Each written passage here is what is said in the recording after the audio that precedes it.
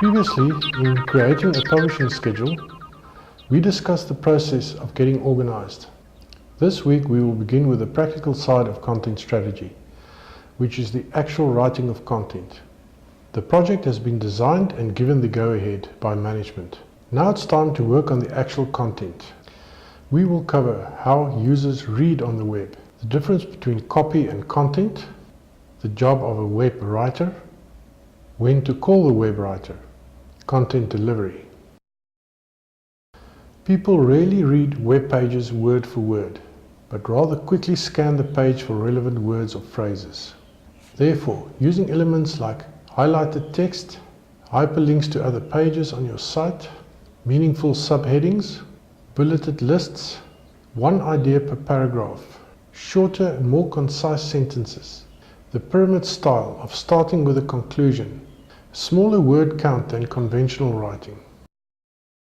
A copywriter basically lays out the text for an advertising campaign.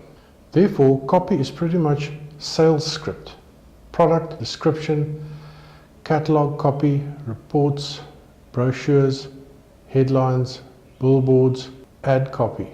Content, however, is a bit more complex.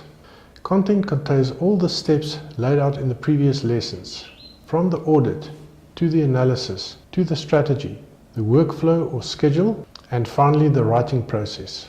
Content is the stuff people want to read, carries emotions and establishes connections with them. A web writer is involved in the entire content process. The web writer's mission is to create useful, usable content that is also enjoyable. If the writer you had in mind already works in-house, then they'll have no problem hitting the ground running. If you'll be outsourcing your content writing to freelancers or agencies, you might want to consider having them present during the strategy sessions. If, however, you outsource to a digital agency like Sound Idea, they will probably have the analysis, strategy, and production of content already in their service level agreements. Therefore, they will be able to facilitate the process to enable smooth and faster outputs. After your site launches, you will still need the help of the web writer. After all, who knows your content better than them? So for site audits and content upkeep, the web writer you used to write it all in the beginning is the obvious choice. The web writer can recommend revisions to the current content based on web writing best practices. It's their job to keep up to date on the latest trends after all. Conduct content quality checkups on a monthly or quarterly basis. Work with the project manager to make sure updates are delivered on time. The web writer should also work with a search engine optimization specialist in order to make continuous changes to the meta tags, links, headers, and content so that it's always discoverable on search engines. This is because search engines tend to change their search algorithms or the method of finding relevant content every so often.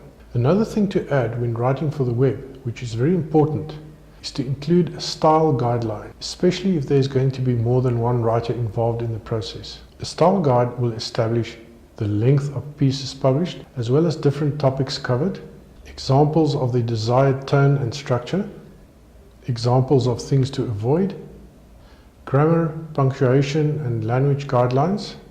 The style guide will make writing articles or informational pages easier in the future. Content delivery basically refers to how you will make your content available. Yes, your number one content gateway is your website, but no website is an island. There are email campaign, landing or conversion pages, banner ads, press releases, videos, social media, and Mobi sites. Having an effective content strategy will tell you what content is more appropriate for which platform.